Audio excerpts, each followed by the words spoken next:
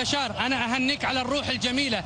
الناس كانت تتوقع انك ما راح تكون موجود على لكن اهنيك على الروح الجميله، واجمل ما شفناه اليوم في المباراه هو تواجدك مع رئيس مجلس. لا واصل دي مباراه فيها واحد لازم يكسب وواحد ما ربنا ما يوفقوش. اللي انا خدت الدوري وخدت الكاس، والاهلي الكونفدراليه خد بطوله برضه اهو، يعني تمشي شويه. لكن انا سعيد باولادي رجاله في الملعب اخر دقيقه، ولولا ضربه الجزاء اللي ضيعها كهربا، طبعا هو ما يقصدش، كان الزمالك ماتش قلب. لكن ضربتين جزاء ما لهمش علاقه بضربات جزاء.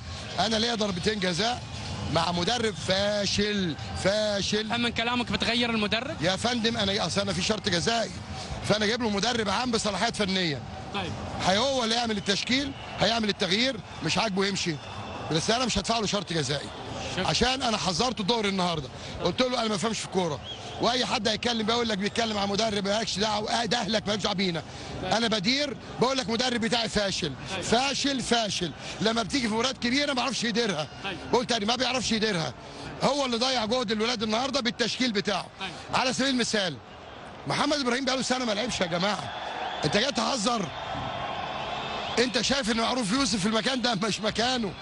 ايمن حفني بره ليه؟ حمودي بره ليه؟ ابراهيم عبد الخالق بره ليه؟ ايوه انا كوتش بقول اللي مش عاجبه اهو، انا دي خطتي اللي كنت عاملها.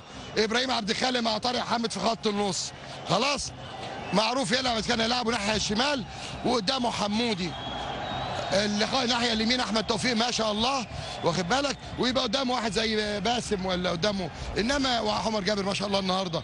وبعدين انت راجل فاشل، لا عارف تشكل ولا عارف تغير. واقول اهو اي حد مش عاجبه الكلام بتاعي يشرب من اي خراره. شكرا لك سياده المستشار.